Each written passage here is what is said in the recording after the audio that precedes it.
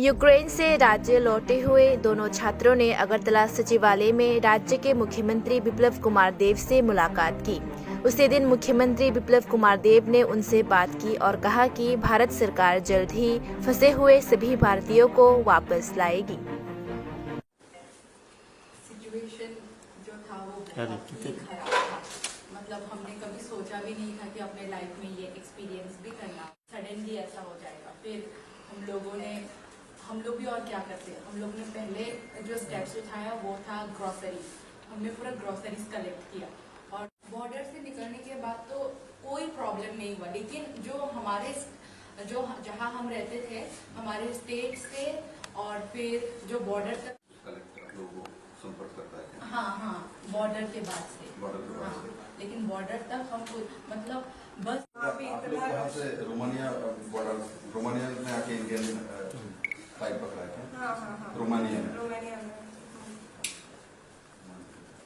हुआ है उड़ीसा में, तब जाके इन लोगों ने सारे बंकर्स खोल दिए, ओपन कर दिए। तब पता चला कि हाँ यहाँ पे बंकर्स और सारे अपार्टमेंट के नीचे हैं बंकर्स। आप बंकर्स में रहे हो क्या? हाँ, हम गए हूँ बंकर्स में। 2 दिन तक तो हम कितने लोग एक साथ कितने आदमी जाते हैं? यहाँ बहुत बड़ा बंकर है, वहाँ पे मिनिमम 250 से 300 लोग की इतना बड़ा बंकर है?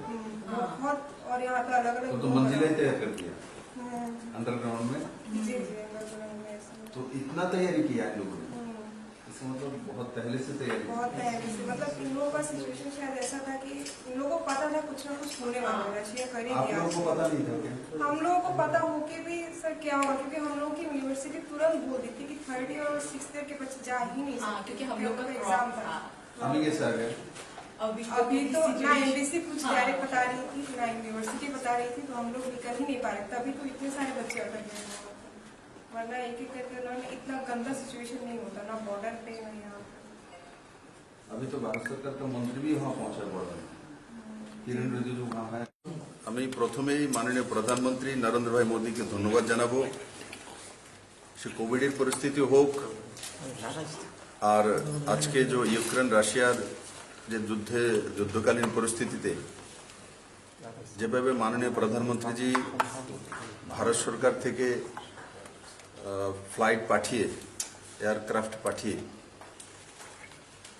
ইউক্রেনের বিভিন্ন বর্ডারে আসা ভারতীয় নাগরিকদেরকে সুরক্ষার সঙ্গে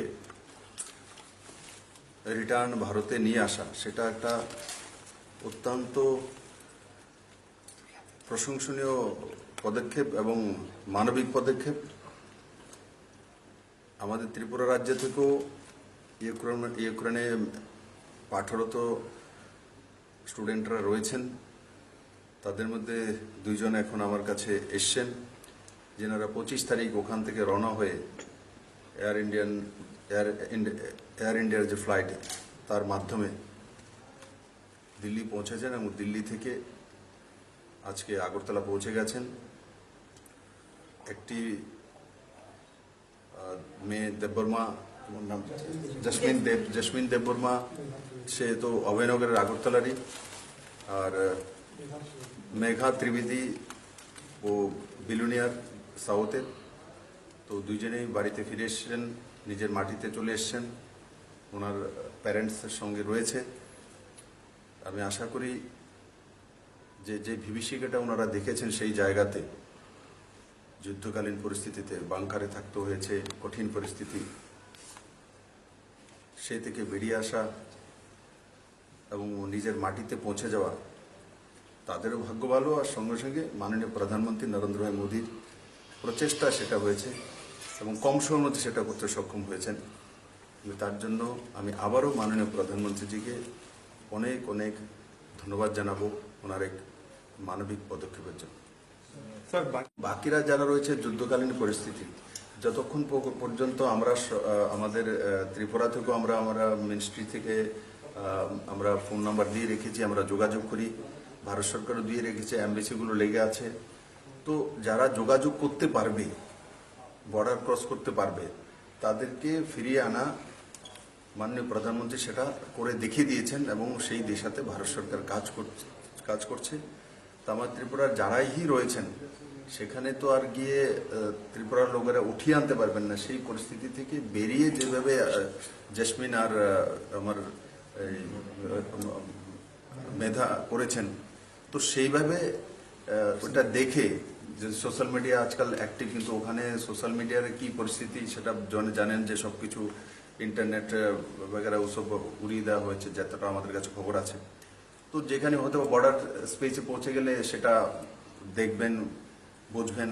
তো নিশ্চিত তো ভারত সরকার এবং অন্যান্য গভর্নমেন্টগুলো যেভাবে বর্ডার এরিয়াতে সাহায্যের হাত বাড়িয়ে রেখেছে, সেই রাস্তা দিয়ে আসতে হবে, সেটাই এক রাস্তা। এখন ইউক্রেনে ঢুকে কাউকে তুলে আনবে এই স্থিতি তো কারোর কাছে নেই।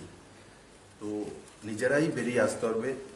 বেরিয়ে আসার পর বর্ডারে ভারত সরকারের মন্ত্রীও কালকে পৌঁছে গেছে, কিরণ রিজিজু, আমি রাত্রে কথা বলেছিলাম, কিরণজি ইউক্রেন বর্ডারই রয়েছেন।